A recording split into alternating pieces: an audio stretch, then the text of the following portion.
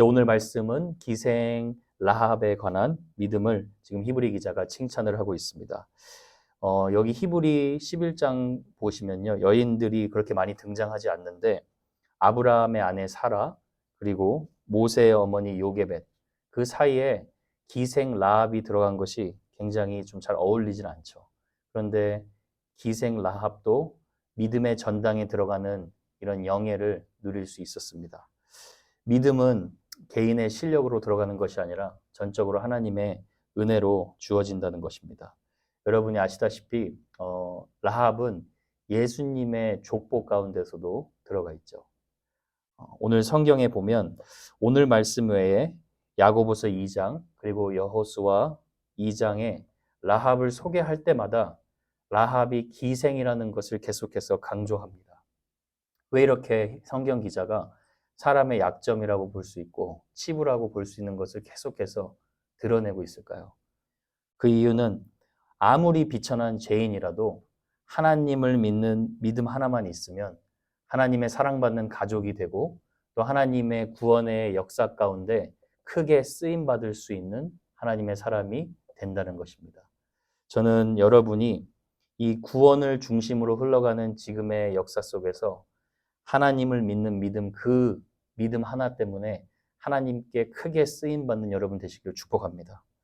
오늘 라합에 대한 믿음은 사실 한 절만 나와 있기 때문에 여호수아 2장에 비추어서 라합이 어떤 믿음을 가지고 있었는지 좀 살펴볼 필요가 있습니다. 일단 여러분이 잘 아시는 대로 여호수아가 가나안 땅을 정복하기 위해서 먼저 일단 2명의 정탐꾼을 보내죠. 그때 어떤 사람이라고 나와요. 성경에 어떤 사람이 여리고 왕에게 그것을 보고해가지고 여리고 왕이 라합의 집에 들어가서 그들을 끌어내라고 명령을 합니다. 그때 이제 라합이 그 사람들을 만나서 얘기를 하는데 라합이 이미 2 정탐꾼을 지붕 위에 숨겨놓은 상태였어요. 그리고 그 자들이 라합에게 물어와서 그 자들을 끌어내라라고 말하니까 라합이 여호수아 2장 4절에 이렇게 말을 합니다. 과연 그 사람들이 내게 왔었으나 그들이 어디에서 왔는지 나는 알지 못하였다. 이렇게 말합니다. 그러니까 지금 지혜를 써서 일종의 거짓말을 한 것처럼 보이지만 거짓말이 아니라 하나님을 대적하는 자들을 하나님의 편에 있는 자들로 대적하는 자들로부터 하나님 편에 있는 자들을 보호하고 그 생명을 지켜주기 위해 지혜를 쓴 것이죠. 근데 우리가 이제 주목해야 될 것은 무엇이냐면 지금 여러분 라합이 이 정탐꾼을 숨긴 행동은 사실 자기가 민족의 대반역 죄인으로서 언제든지 이것이 발각되면 목숨을 잃을 수 있는 상태를 말해요. 그런데 라합이 어떻게 이렇게 목숨을 건 담대한 행동으로 정탐꾼을 숨길 수 있었냐는 것입니다. 우리가 그것을 알아볼 텐데요. 그 단서가 어디에 나오냐면 라합이 정탐꾼들에게 자신의 믿음을 고백하는 것에서 찾을 수가 있어요. 자, 여호수아 2장 9절. 자, 저를 보시면 돼요. 저를 보시면 됩니다. 성경 안 보시고 제가 한 절씩 저를 보시면 돼요. 제가 읽어 드릴게요. 라합이 말하되 들어보세요. 여호와께서 이 땅을 너희에게 주신 줄을 내가 아노라. 우리가 너희를 심히 두려워하고 이 땅 주민들이 다 너희 앞에서 간담이 녹았다. 이렇게 얘기를 해요. 일단 지금 라합의 믿음의 고백을 통해 라합은 하나님이 누구신지를 분명히 믿었다는 것을 알 수가 있어요. 그렇죠? 그분이 이 땅을 너희 이스라엘 너희 나라에게 주었다라는 것을 지금 알고 있어요. 그렇죠? 그래서 그 하나님을 믿는 믿음의 반응이 어땠냐면 여리고 땅의 주민들 전부가 간담이 서늘해질 정도로 이 말은 창자가 흔들릴 정도로 두려워했다는 거예요. 자, 그런데 계속해서 지금 라합의 고백을 들어보세요. 이는 너희가 애굽에서 나올 때에 여호와께서 너희 앞에서 홍해물을 마르게 하신 일과 너희가 요단 저쪽에 있는 아모리 사람의 2 왕 시온과 옥에게 행한 일, 곧 그들을 전멸시킨 일을 우리가 들었음이니라. 그러니까 지금 라합의 믿음이 굉장히 구체적이에요. 하나님을 믿는 것뿐만 아니라 하나님이 어떤 분이신지, 하나님이 자신을 대적하는 자들을 어떻게 진멸하셨는지 분명하게 알고 있다는 거예요. 여러분, 믿음의 담대함과 믿음의 용기는 어디에서 오냐? 하나님이 일단 누구신지를 구체적으로 믿는 믿음에서 옵니다. 지금 라합은 그냥 단순하게 하나님이 살아계시다라고 믿는 수준이 아니에요. 하나님이 누구신지를 분명하게 알고 있어요. 그래서 여러분, 우리가 믿음을 얘기할 때 있어서 우리가 믿고 있는 대상 하나님이시죠. 그러니까 하나님에 대한 구체적인 이해예요. 내가 하나님에 대한 이해가 깊으면 깊을수록 사실 우리의 삶도 계속해서 담대해질 수밖에 없어요. 내가 하지 못하던 것들도 하나님을 믿는 믿음이 깊어질수록 도전하게 된다는 거예요. 라합이요, 여러분, 하나님이 이런 일을 행하신지 어떻게 알았을까요? 뭐라고요, 권사님? 들어서 아는 거예요. 들어서 아는 거예요. 근데 누구한테 들었을까요? 몰라요, 저도. 사람들한테 들었어요. 아무도 몰라요. 성경에 그냥 들었다고 나와요. 우리가 들었음이니라. 여러분, 믿음은 들음에서 오는 거죠. 하나님이 누구신지 들었다는 거예요. 그러니까 지금 여러분이 말씀을 듣는 이 시간마다 믿음이 사실 강해지는 시간이에요. 근데 중요한 거는 라합의 믿음은 진정으로 자신을 구원하는 역사하는 믿음이라는 것을 우리가 분명하게 알 수 있는 사실이 있어요. 그게 뭐냐면 여리고 사람 온 주민이 하나님이 이 대적들을 무너뜨리고 홍해를 가르신 것을 분명히 전부 다 들었어요. 그런데 지금 그들은 두려워하는 것에서 그냥 끝나고 라합은 지금 자신이 들었던 하나님에 대해서 누구에게 얘기하고 있습니까? 정탐꾼에게 분명하게 고백하고 있다는 거예요. 그래서 여러분, 믿음이란 무엇이냐면 진정한 믿음은 내가 믿고 있는 구체적인 하나님에 대해서 다른 사람에게 분명하게 선포하고 고백하는 거예요. 자, 여러분 11절 여호수아 2장 11절도 한번 들어보세요. 우리가 듣자 곧 마음이 녹았고 너희로 말미암아 사람이 정신을 잃었나니 너희의 하나님 여호와는 위로는 하늘에서도 아래는 땅에서도 하나님이시니라. 누구든지 하나님이 누구신지는 믿을 수가 있어요. 그런데 모든 사람이 하나님이 누구신지 정확하게 그리고 분명하게 담대하게 고백하기는 힘들죠. 그런데 진정한 믿음은 신앙을 선포하고 믿음을 나누는 믿음이라는 거예요. 지금 그러니까 여러분 라합이 정탐꾼들에게 이렇게 말하는 것과 다름없어요. 정탐꾼들을 보면서 내가 왜 당신들을 대적으로 보지 않고 내 사람으로 보고 살려주는지 아십니까? 왜냐하면 당신이 믿는 하나님이 바로 나의 하나님이기 때문입니다. 이렇게 지금 분명히 고백을 하는 거예요. 그래서 여러분 사도 바울이 믿음은 들음에서 난다고 얘기하지만 또 뭐라고 얘기합니까? 마음으로 믿어서 의에 이르고 입으로 시인하여 구원에 이르느니라. 그러니까 우리의 믿음과 우리의 신앙 고백은 항상 같이 가는 거예요. 그런데 저는 우리 공동체에 이것을 적용해 봤을 때 이렇게 좀 적용해 봤으면 좋겠어요. 우리 공동체에서 하나님 저 믿습니다. 저는 예수 그리스도를 따르는 제자입니다. 이렇게 고백하지 않을 공동체 성도님이 누가 있겠습니까? 그렇죠? 전부 다 이렇게 고백하죠. 그런데 오늘 본문에 보면 라합을 보고 도전받을 것이 하나가 있어요. 그게 뭐냐면 지금 라합은 나는 하나님 믿는 사람이에요. 이렇게 막연한 고백을 하지 않고 있다는 거예요. 하나님이 어떤 분이시고 그가 어떤 일을 행하셨고 그렇기 때문에 나 같은 죄인도 하나님을 믿기만 하면 구원받을 수 있다는 것을 지금 정탐꾼에게 고백하고 있는 거예요. 자, 이 말을 제가 오늘날로 표현하자면 이런 거예요. 저와 여러분이 만날 때마다 하나님 믿는 성도니까 당연히 하나님 믿는다고 고백하는 건 자연스럽겠죠. 그런데 만날 때마다 어떤 신앙의 나눔들이 이루어져야 되냐면 하나님이 스페시픽하게 구체적으로 이번 한 주간 이 말씀을 통해서 나를 이렇게 변화시키고 계십니다. 하나님께서 오늘 이 말씀의 묵상 가운데 나의 죄를 이렇게 드러내 주시고 또 내가 그 죄를 돌이키게 됐습니다. 그래서 제가 오늘부터는 예를 들어 TV를 보지 않고 하나님과의 시간을 지키기로 결단했습니다. 이런 식으로 하나님에 대해서 내가 만난 하나님, 내가 아는 하나님에서 그치는 것이 아니라 지금 나에게 역사하고 계시는 하나님에 대해서 더 구체적으로 나눔이 있어야 됩니다.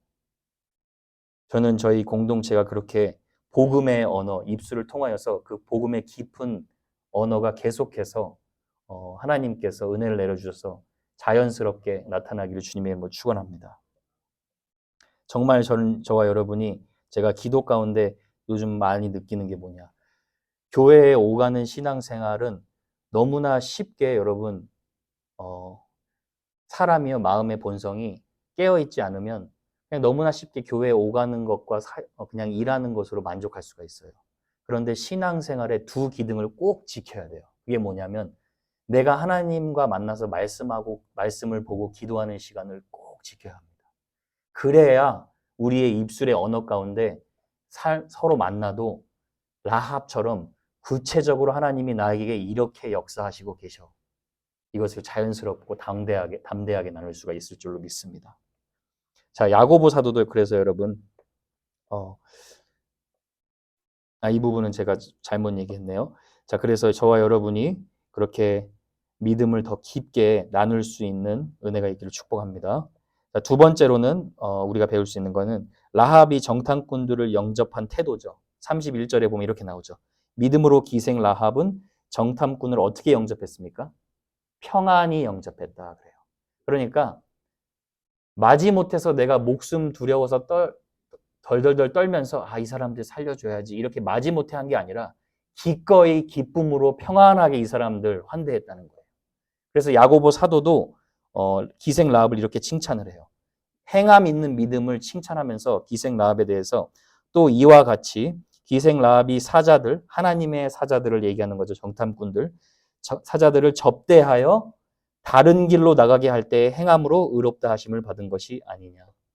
그러니까 하나님의 사자를 접대하는 것을 기쁘게 자신의 모든 것을 희생해서 기쁘게 환대하고 그리고 또 더 나아가서 그 사람들이 안전하게 돌아갈 수 있도록 다른 길로까지 안내했다는 거예요. 자, 여러분 믿음이란 무엇이냐? 끝까지 섬기고 끝까지 환대하는 거예요. 한 번 섬기고 따잉 하는 게 아니에요. 우리가 하나님 섬기는 것도 마찬가지죠. 하나님 섬기는 것도 하나님은 우리에게 무한한 은혜를 베풀어 주시기에 계속해서 하나님을 기쁨과 감사로 섬기게 되죠. 우리가 다른 사람을 섬기는 것도 마찬가지예요. 끝까지 섬기는 거예요. 그게 믿음입니다. 지금 라합이 내가 숨겨줄게요 하고 끝난 게 아니라 숨겨주고 자기 집을 내어주고 그 다음 시간이 돼서 저쪽이 아니라 저쪽 길로 가시면 저 사람들을 피할 수 있습니다. 자신의 지식, 자신의 물질, 자신의 전부를 들여서 이 사람들을 환대하는 거예요. 여러분 그게 믿음입니다.